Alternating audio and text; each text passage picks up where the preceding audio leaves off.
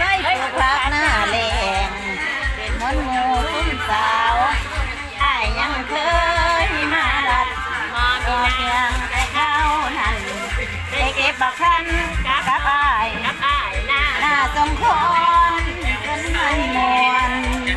ไปใต้เกียดรังลำเลือนเดินหายกระจ่างแจ้งกระบองกอมไปคู่กันเดินแจ้งแต่เกียด ลำไป หลายครั้งนั้นเสียน้อย เอาคือต่อ กินแดงไอ้แกงคู่เปียดหรือไม่มาได้แกงน้องยังคอยกันดาวที่ช้าที่กระบอกผู้ใส่อายเป็นที่ฉันเป็นแผลเป็นหลักฐานพยานหักไม่ใช่เขาคงเลิกกันยังจำได้น้องหอบไปติดจักกันและอยู่วัดตาหินดานเก็บดอกพุทธามอบให้น้องแซมพุ่มหันจันเม็นนาขอน้ำหนาวมาดอกยำน้ำสัญญาเฮาสองเฮากันบ่มีก็ไม่มาโคกปางยังจำได้หน้าสุขุห้องเสียงไก่มองเลี้ยงว่าเลี้ยงควายห้องแต่งผ้าหน้าดวง อย่ามาล่ำห่อน เขาต่างลางแขนขอไม่ไทย เราแต่งดีเนาะเอาล่ำไป ให้แขนมากระลงเลี้ยงรอไปตามทงจะโง่โกงดาวคงว่าน้ำกันแตกยืนดินย้ำไรยืนกับจนตาวันสิลาลับจนตาคืนบ้านมาพอสงการเดือนหาเมษาฟ้าใหม่อ้ายลงไปไทยสร้าง เออ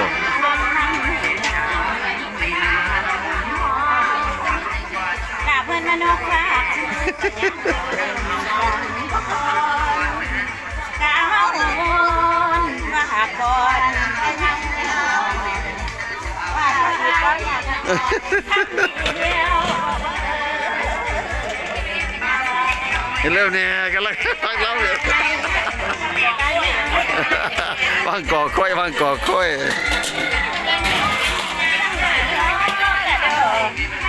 ป่าปล่อยยิ้มไม่ได้คนลูก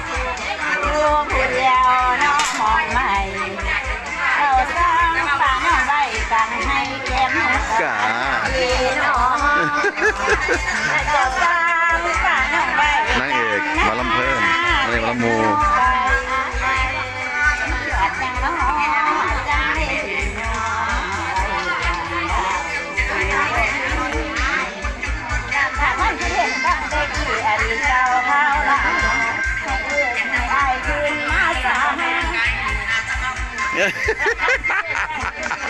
เก่าบอดี้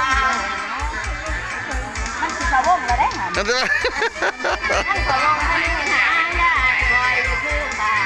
และน้องสิไปคอยถ่ายเห็นนั้นกะหังอยู่หน้าทมและขั้นคำบ่บอนให้ลงคอย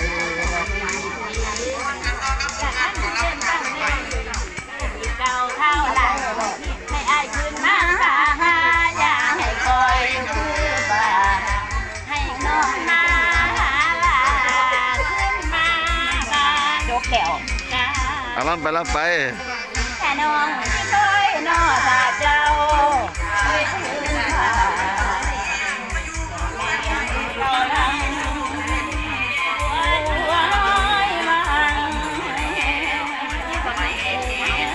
นี่ล่ำกันครับล่ำสองคนครับอย่างคนหนึ่งเริ่มก่อนต้องซอยกันส่วนเนาะพี่น้องขอบคุณครับเพื่อนๆที่อันนี้เป็นนางเอกหมาล่ำครับนางเอกคุณบุญมีสาลิกาบุญมีเกษียณอันนี้คุณ